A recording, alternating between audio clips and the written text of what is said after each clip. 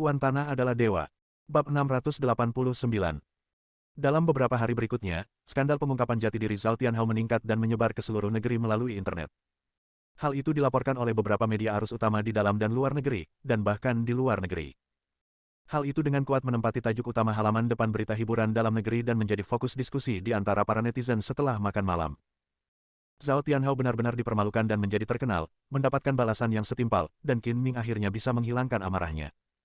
Namun, Qin Ming tidak terlalu memperhatikan perkembangan selanjutnya dari masalah ini, dan memfokuskan energinya pada penanganan pemakaman Yuma. Yuma menjadi janda di usia muda dan tidak memiliki anak. Ia telah melajang selama bertahun-tahun, dan satu-satunya anggota keluarga dekatnya adalah adik perempuannya, Yu Xiwei. Pada hari kedua setelah menerima berita meninggalnya Yuma, saudara perempuan Yuma, Yu Xiwei bergegas dari provinsi lain untuk menghadiri pemakaman, ditemani putranya, yang merupakan keponakan Yuma.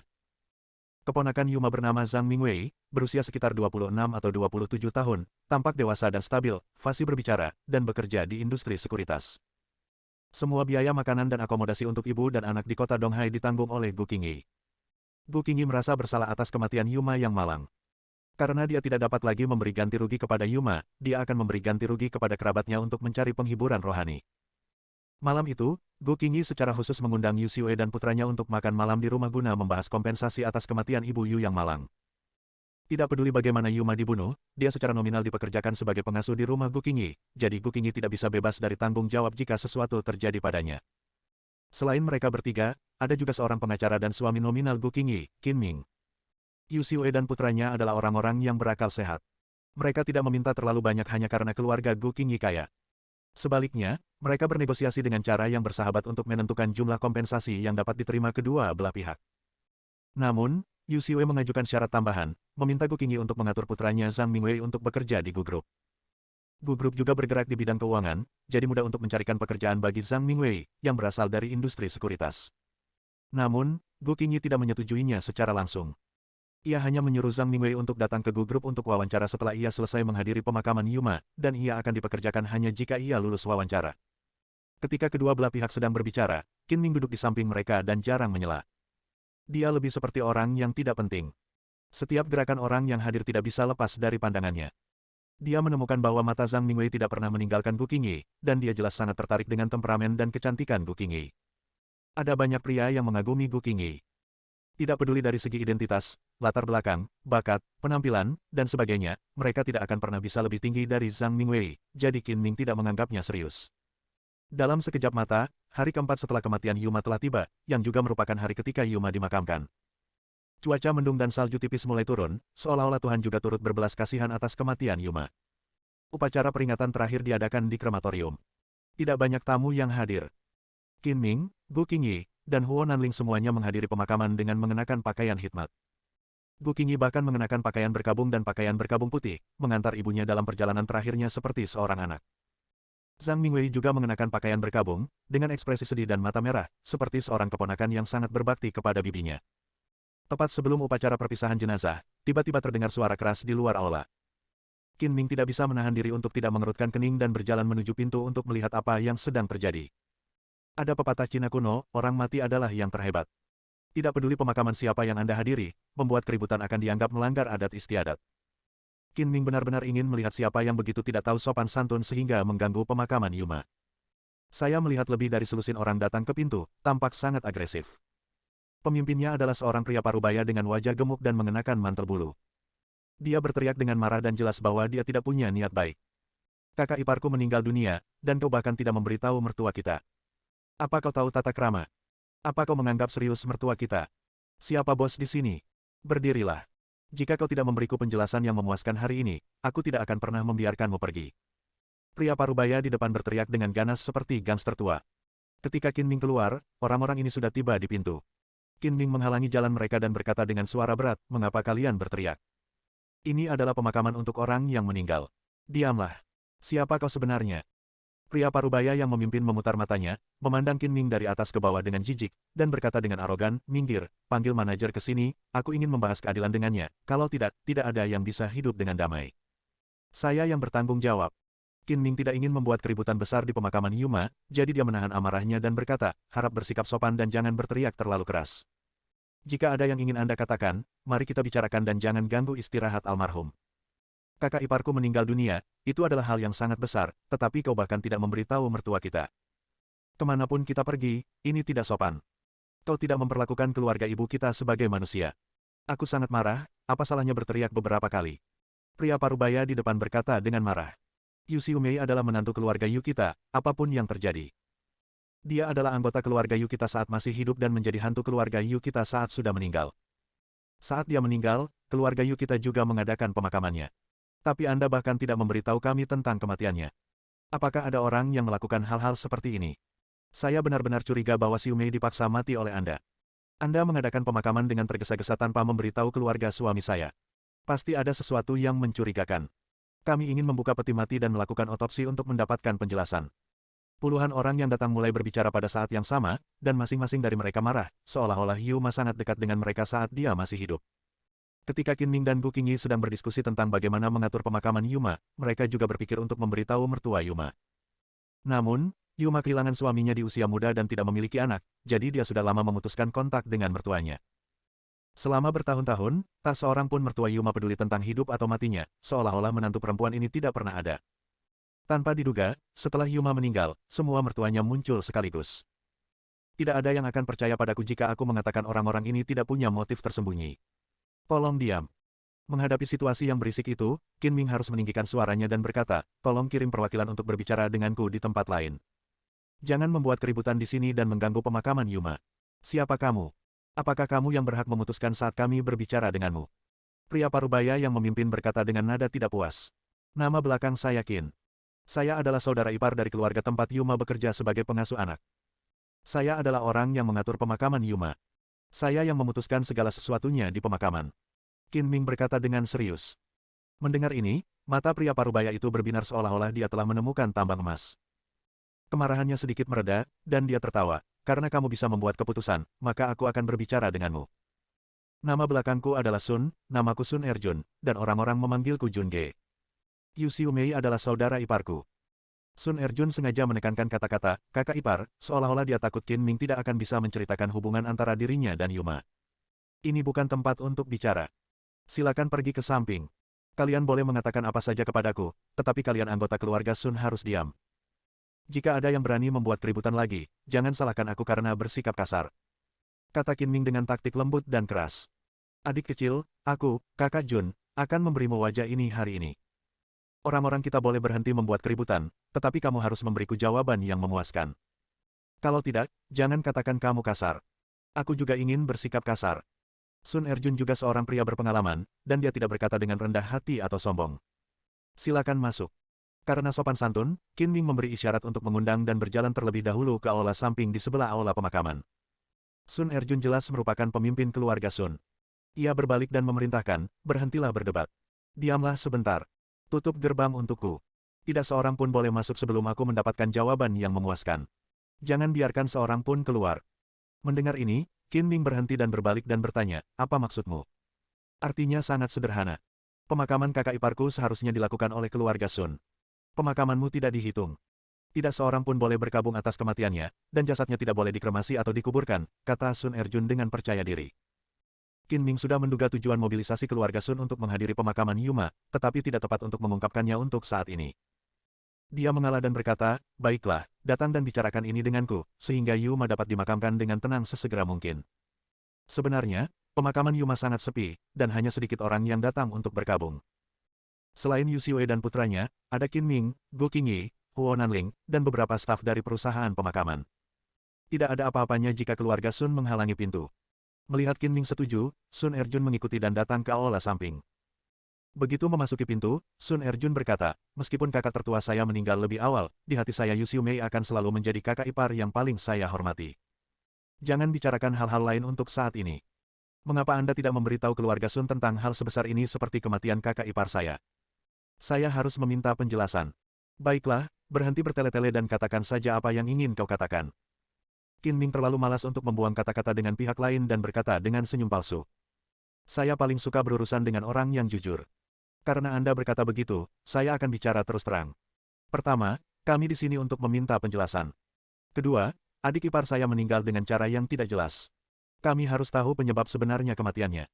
Jika perlu, kami meminta untuk membuka peti jenazah dan melakukan otopsi. Sun Erjun terdiam selama 2 atau 3 detik, lalu melanjutkan, ketiga, adik iparku bekerja untukmu dan meninggal di rumahmu. Apapun penyebab kematiannya, kamu yang bertanggung jawab, dan kompensasi tidak dapat dihindari. Qin Ming tersenyum dingin. Dia menduga keluarga Sun datang hanya demi uang.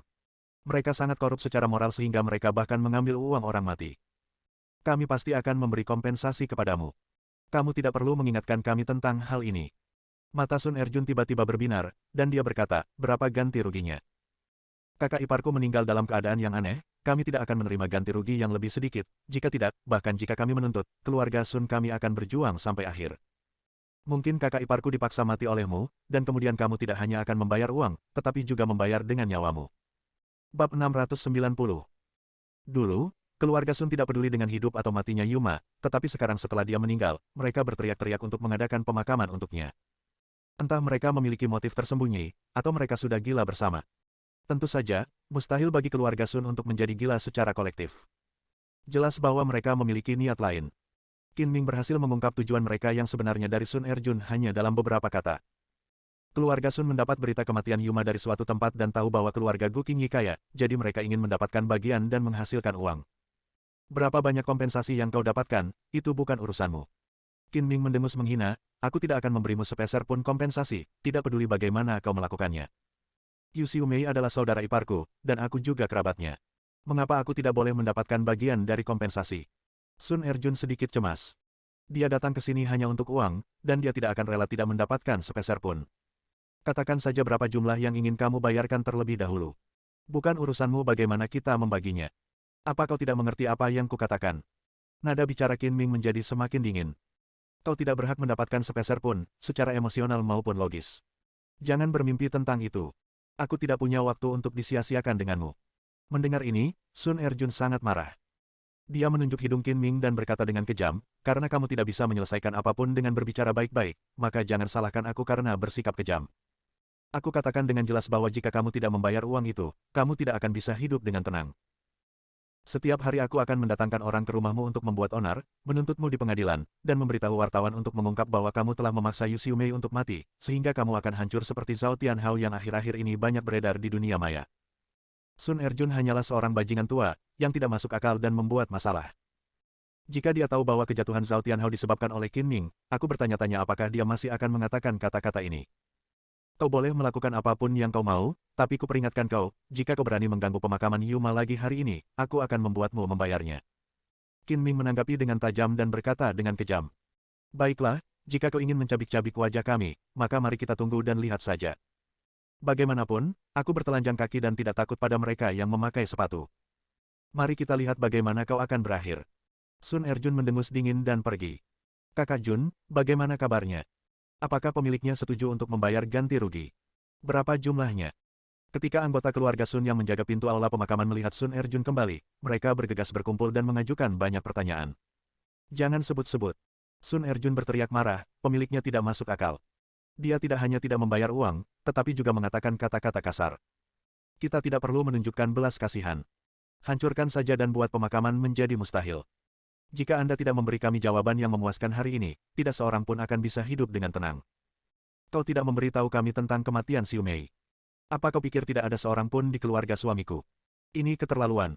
Hancurkan semua karangan bunga ini. Kami, keluarga Sun, tidak datang. Pemakaman macam apa ini? Kalian memandang rendah kami dan tidak membiarkan kalian hidup dengan mudah. Mendengar tidak akan ada ganti rugi, keluarga Sun menjadi marah. Mereka mengambil karangan bunga yang diletakkan di kedua sisi pintu dan menghancurkannya. Mereka sudah membicarakannya sebelum mereka datang. Mereka akan bersikap sopan terlebih dahulu, baru kemudian menggunakan kekerasan. Jika mereka tidak bisa meyakinkan orang lain, mereka akan membuat keributan dan tidak akan menyerah sampai mereka mendapatkan uangnya. Dan mereka pun sangat jelas bahwa menurut akal sehat, mereka tidak mendapat bagian atas ganti rugi atas kematian Yuma, dan mereka bertekad bahwa pihak lain bersalah karena mereka tidak diberitahu tentang kematian Yuma, jadi mereka membuat masalah dengan alasan ini. Berhenti. Pada saat ini, teriakan halus terdengar, dan Gu Qingyi, mengenakan pakaian berkabung putih, berjalan keluar dari aula pemakaman dengan wajah muram, diikuti oleh Huo Nanling dan Zhang Mingwei. Keluarga Sun membuat keributan di luar, dan Gu Qingyi serta yang lainnya mendengarnya, tetapi Qin Ming sudah melangkah maju untuk menyelesaikan situasi, jadi mereka tidak bertanya apa-apa. Tiba-tiba, Mereka mendengar keributan di luar lagi, dan suara barang-barang pecah, jadi mereka keluar untuk memeriksa situasi. Meskipun Gu Qingyi mengenakan pakaian berkabung putih dan wajahnya polos, kecantikannya yang memukau sulit disembunyikan. Sebaliknya, kecantikannya yang menyayat hati semakin menambah kesan memilukan. Anggota keluarga Sun menatapnya dengan mata terbelalak dan menghentikan apa yang sedang mereka lakukan. Siapa kamu? Mata Sun Erjun berbinar dan dia menatap Gu Qingyi dari atas ke bawah, benar-benar tidak tahu harus fokus kemana. Alasan utamanya adalah karena Gu Qingyi terlalu cantik. Dia memiliki tubuh yang indah, wajah yang cantik, dan temperamen yang baik. Dia benar-benar kecantikan yang tiada duanya. Sun Erjun telah hidup selama lebih dari 40 tahun dan belum pernah melihat wanita secantik itu. Pikiran jahat mulai muncul di dalam hatinya. Saya adalah presiden grup Gu. Tidak peduli dari mana Anda berasal atau apa tujuan Anda, jika Anda berani membuat masalah lagi, saya akan memanggil polisi dan menangkap Anda semua. Gu Qingyi berkata dengan tegas, menunjukkan sisi seorang presiden yang mendominasi. Kamu adalah majikan kakak iparku. Akhirnya aku menemukan bos yang sebenarnya. Sun Erjun mengalami masalah dengan Qin Ming dan khawatir tentang siapa yang harus dimintai uang. Dia tertawa dan berkata, namaku Sun Erjun. Yu Xiumei adalah kakak iparku. Kamu mengadakan pemakaman untuk kakak iparku tanpa memberi tahu mertuaku. Bukankah itu tidak masuk akal? Apakah menurutmu mertua kita mudah diganggu ketika tidak ada yang tersisa? Bibiku sudah lama memutuskan hubungan dengan keluarga Sunmu, dan kita tidak lagi memiliki hubungan apapun. Jika kau berani membuat masalah lagi, aku akan memanggil polisi. Zhang Mingwei berkata dengan marah.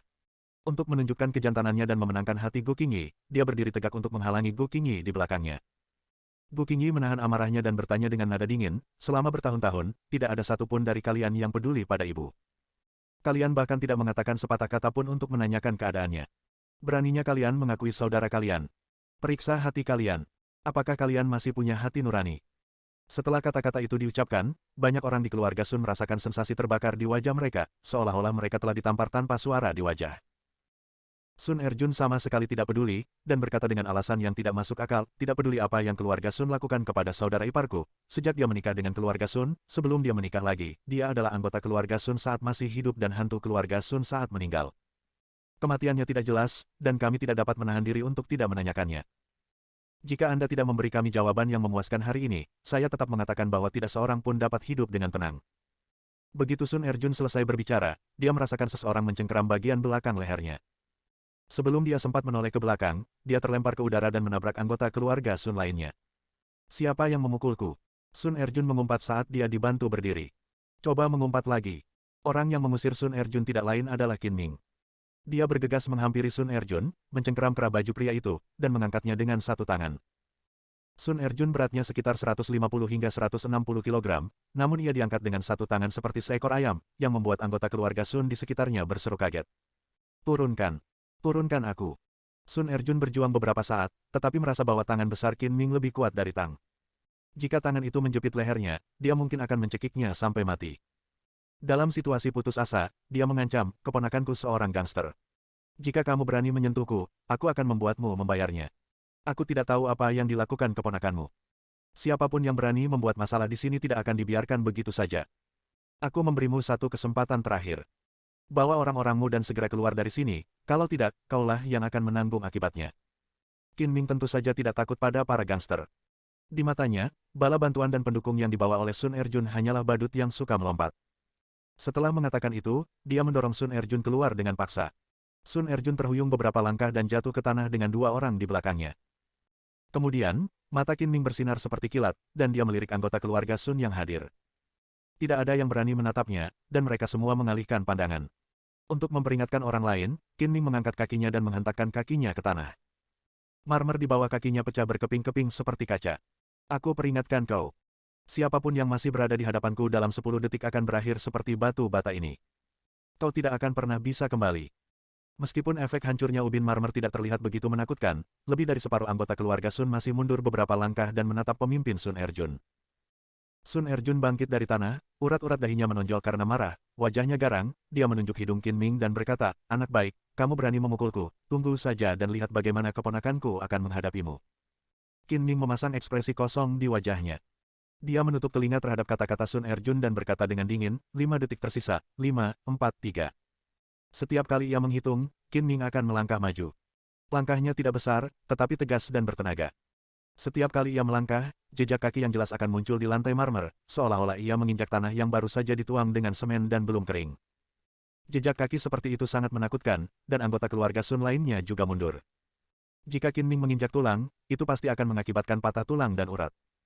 Beberapa orang yang takut-takut berbalik dan lari. Manusia adalah hewan ternak, dan saat mereka melihat seseorang melarikan diri, anggota keluarga matahari lainnya juga menjadi gugup dan mulai mempercepat langkah dan mundur. Kembalilah, kalian semua, kembalilah, kalian sekumpulan orang tak berguna. Dalam sekejap mata, Sun Erjun adalah satu-satunya komandan yang tersisa tanpa pasukan, dan dia begitu marah hingga mulai mengumpat. 3, 2, 1, waktunya habis. Begitu kata, habis keluar, Qin Ming bergegas keluar, meraih Sun Erjun, dan melemparkannya keluar. Anggota keluarga Sun yang sedang mundur melihat sosok yang berteriak terbang di atas kepala mereka dan jatuh sejauh 4 atau 5 meter. Setelah mendarat, sosok itu berguling 7 atau 8 kali sebelum berhenti. Di pemakaman Yuma, Qin Ming tidak ingin menyakiti siapapun, jadi anak buahnya menunjukkan belas kasihan kepada Sun Erjun, jika tidak mereka akan memukulinya hingga setengah mati. Meski begitu, Sun Erjun sangat pingsan sehingga ia tidak bisa bangun sendiri untuk beberapa saat. Anggota keluarga Sun yang mengejarnya membantunya bangun. Pada titik ini, anggota keluarga Sun sepenuhnya menyadari betapa mengerikannya Qin Ming. Mustahil bagi siapapun, kecuali orang yang kuat, untuk melemparkan orang yang masih hidup dengan berat 150 hingga 160 kg lebih dari 10 meter jauhnya. Kakak Jun, kurasa kita sebaiknya lupakan saja. Keluargaku kaya dan berkuasa, dan mereka punya menantu yang sangat bejat. Akan seperti mencabut gigi dari mulut harimau jika kita mencoba memeras uang dari mereka. Lebih baik tidak membuat masalah. Seseorang mengalah. Mereka yang repot-repot ganggu aku. Sial, aku tidak percaya aku tidak bisa mendapatkan uang dari mereka. Sun Erjun akhirnya bisa bernapas lega dan mengumpat, apa kau lupa apa yang dilakukan keponakanku Dehai? Biarkan dia bertindak. Jika dia tidak mendapatkan beberapa juta dari keluarga Gu, masalah ini tidak akan selesai. Bersambung.